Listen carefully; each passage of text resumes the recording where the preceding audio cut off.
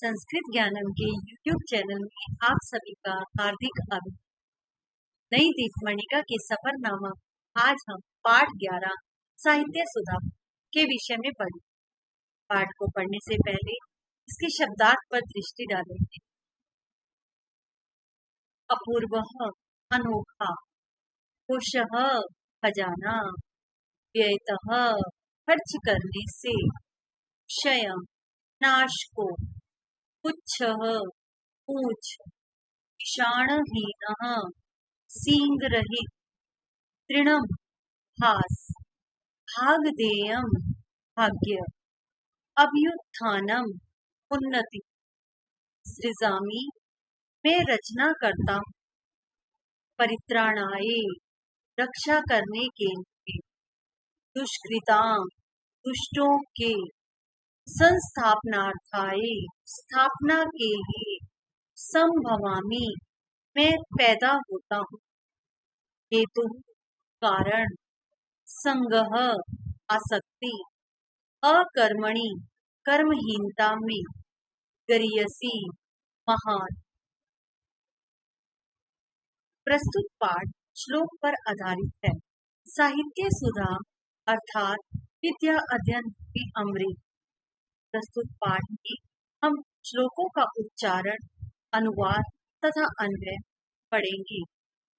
अपूर्वः कोऽपि कोशो अयम् विद्यते तव भारति, व्ययतः वृद्धिम् आयाति, क्षयम् आयाति संचयात्, भारती ही सरस्वती तव तुम्हारा अयम कोश है, यह खजाना, कोऽपि अपूर्वः कोई अनोखा ही, विद्यते है, व्ययतः वृद्धिम आयाति खर्च करने से वृद्धि को प्राप्त होता है, संचयात् क्षयम आयाति इकट्ठा करने से नष्ट हो जाता है। हे सरस्वती, तुम्हारा यह विद्या रूपी खजाना कोई अनोखा ही है, जो खर्च करने से वृद्धि को प्राप्त होता है और इकट्ठा करने से नष्ट हो जाता है। साहित्य संगीत कला विहीनः साक्षात् पशुः विषाणहीनः, तृणं न खादान अपि जीवमानः, तत्भागधेयं परमं पशूनाम्। साहित्य विद्या अध्ययन, संगीत और कला से रहित वाले का जीवन, आज जिसके अंदर ना तो कोई विद्या है, ना कोई संगीत है और ना ही कोई कला है, उसका जीवन कुछ विषाणहीन है, कुछ तथा सींग से रहित वाले साक्षात पशु के समान होता है। तृणम न खादान, वह घास फूस न खाता हुआ भी जीवमानः जीवित रहता है, तत् भागधेय उसके भाग्य से, पशुनाम पशुओं का भाग्य, परमम अधिक श्रेष्ठ होता है, अर्थात उसके भाग्य से पशुओं का भाग्य ज्यादा श्रेष्ठ है, क्योंकि वो पशु होते हुए भी, घास फूस खाते हुए भी के अंदर अगर कला नहीं है, लेकिन मनुष्य के अंदर अगर कोई न कला है, न कोई साहित्य है और न कोई संगीत है, तो उसका जीवन पशु के जीवन से भी बेकार होता है। यदा यदा हि धर्मस्य ग्लानिर्भवति भारत, अभ्युत्थानम् अधर्मस्य तदात्मानं सृजाम्यहम्, परित्राणाय साधूनां विनाशाय च दुष्कृतां, धर्म संस्थापनार्थाय संभवामि युगे युगे।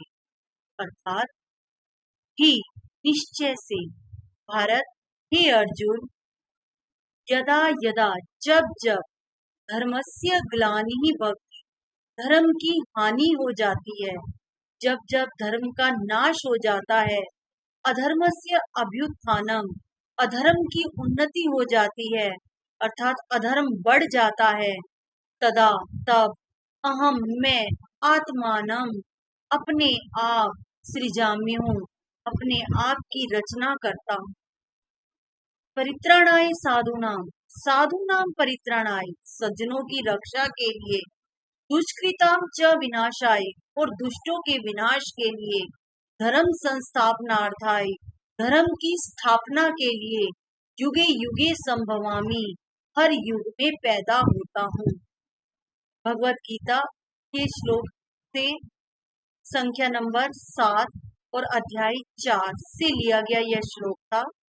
कर्मण्येवाधिकारस्ते मा फलेषु कदाचन मा कर्म फल हेतुर माते संगोस्त्व कर्मणि।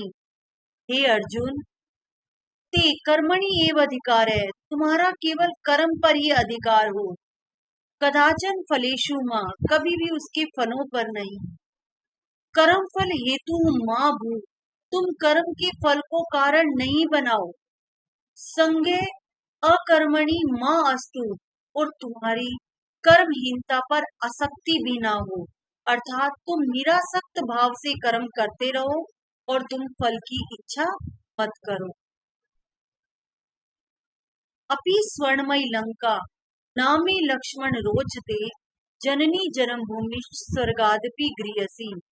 जब श्री रामचंद्र जी को लक्ष्मण जी ने कहा कि अब लंका पर राज्य कौन करेगा, तो श्री राम जी ने कहा कि लक्ष्मण, स्वर्णमयी लंका अपि, सोने वाली लंका होने पर भी, मैं ना रोचते, मुझे अच्छी नहीं लगती है, क्योंकि जननी जन्मभूमि, मां और जन्मभूमि, स्वर्गादपि गृहसी, स्वर्ग से भी श्रेष्ठ होती है। श्री राम जी ने इतना अच्छा उत्तर दिया कि लंका सोने वाली होने पर भी मुझे अच्छी नहीं लग रही है, क्योंकि मां और जन्मभूमि तो स्वर्ग से भी श्रेष्ठ होती